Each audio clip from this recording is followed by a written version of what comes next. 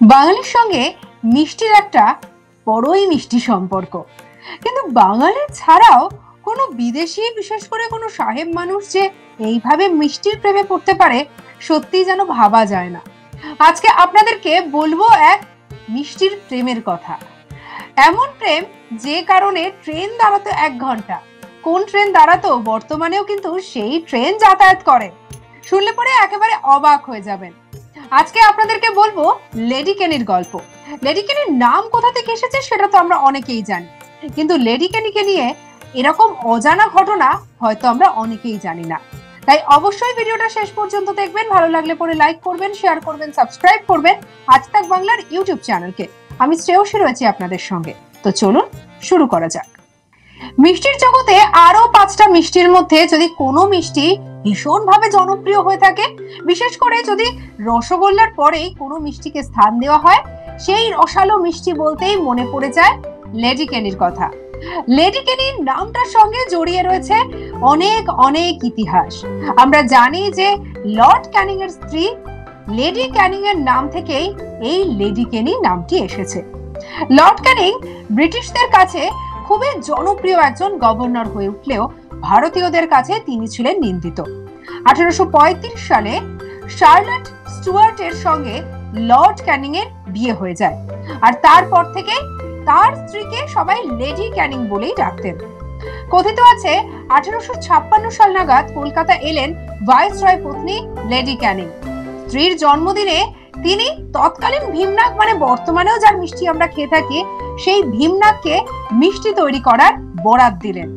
Lady ক্যানিংকে এমন এক মিষ্টি তৈরি করে দিতে হবে যা তার একেবারে স্বাদ যেন মুখে লেগে থাকে, যা হয় সবার থেকে আলাদা। কারণ মিষ্টির প্রতি সাহেবের ছিল একটা আলাদা ভালোবাসা।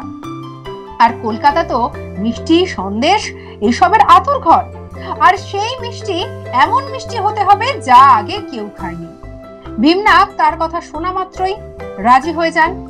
এরপর তিনি শুরু করলেন মিষ্টি তৈরির কাজ। তিনি যে মিষ্টি তৈরি করেছিলেন তার স্বাদ লেডি ক্যানিংকে এতটাই মুগ্ধ করেছিল যে ক্যানিং সাহেব 2 হাত তুলে উপহার দিয়েছিলেন। তারপর লেডি ক্যানিং এর নাম অনুসারে মিষ্টির নাম হয় লেডি ক্যানিং। পরবর্তীকালে সেই নাম অপভ্রংশ হয়ে লোকমুখে হয়ে দাঁড়ায় লেডি কেনি। ভীমচন্দ্র নাগের মিষ্টির দোকানে সাহেব থেকে শুরু করে এদেশের বিখ্যাত মনীষীরা ছুটে আসতেন এই লেডি কেনি মিষ্টি খাওয়ার জন্য। বিখ্যাত ঘড়ি কোম্পানি কুক অ্যান্ড কেলভির বড় সাহেব একবার এই দোকানে মিষ্টি খেতে এসেছিলেন। ভীমচন্দ্র নাগের মিষ্টি খেয়ে একেবারে মোহিত হয়ে গিয়েছিলেন। সাহেব খুশি হয়ে এই দোকানে একটি ঘড়ি উপহার দিতে চেয়েছিলেন। কর্মচারীরা ইংরেজি পড়তে না জানায় ভীমচন্দ্র নাগ আর বাংলায় ঘড়ি দিতে বললেন। সেই মতো বাংলা হরফে লেখা ডায়াল লন্ডন থেকে তৈরি হয়ে আসে। সেই ঘড়ি আজও দোকানে একইভাবে শোভাবর্ধন করে চলেছে। তবে শুধুমাত্র সাহেব নয়, শোনা যায় যে বাংলার বাঘ আশুতোষ মুখোপাধ্যায় ভীমচন্দ্র নাগের সন্দেশ না খেয়ে নাকি তিনি রাতে ঘুমোতেই পারতেন না।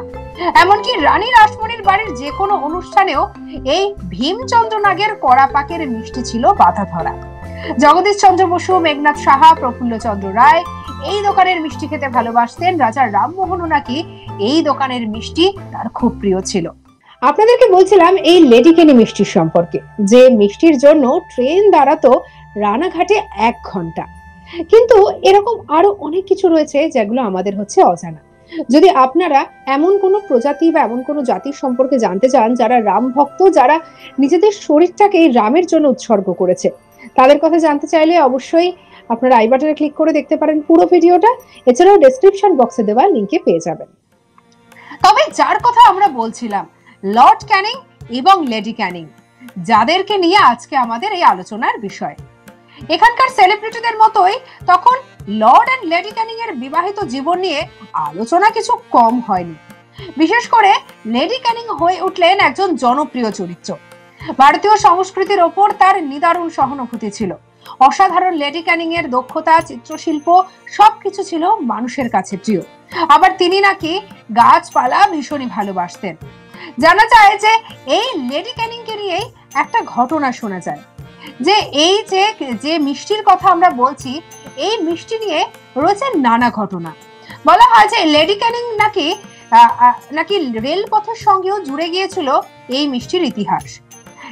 একসময় নাকি এই লেডি কেনি আসলে কে বানিয়েছিল তা নিয়ে শুরু হয়েছিল বেশ খানিকটা জল্পনা।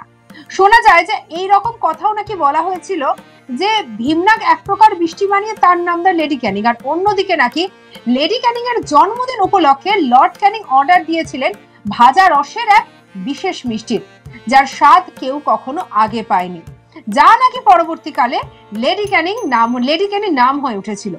আবার এই মিষ্টি ব্যবসায়ী যোগু ময়রার চতুর্থ প্রজন্মের কর্ণধার, তিনি এই পুরো বিষয়টা জানান যে যোগু ময়রা নাকি আসলে এই মিষ্টি বানাননি, আসলে নাকি কথিত আছে হরিদাস পাল এই মিষ্টির স্রষ্টা।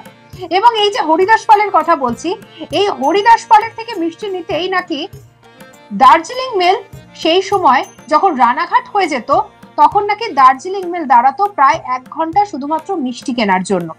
মিষ্টির প্রতি নাকি এমনই ছিল ভালোবাসা। আসলে মিষ্টির প্রতি সাহেবের এই ভালোবাসা ছিল অনেক আগে থেকেই। পরবর্তীতে সাহেবের এই মিষ্টির প্রতি প্রেম ধীরে ধীরে ছড়িয়ে পড়তে শুরু করে।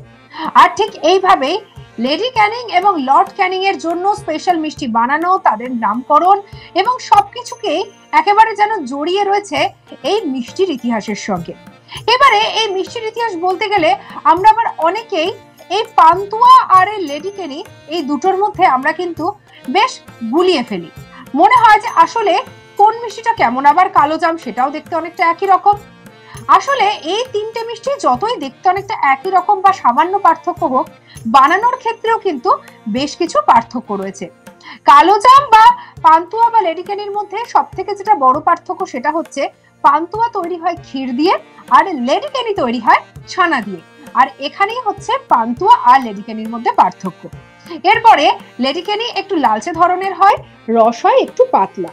এবারে যদি কালো জামের কথা বলি, কালো জামকে একটু কড়া ভাবে ভাজা হয় বলে রং হয় কালো।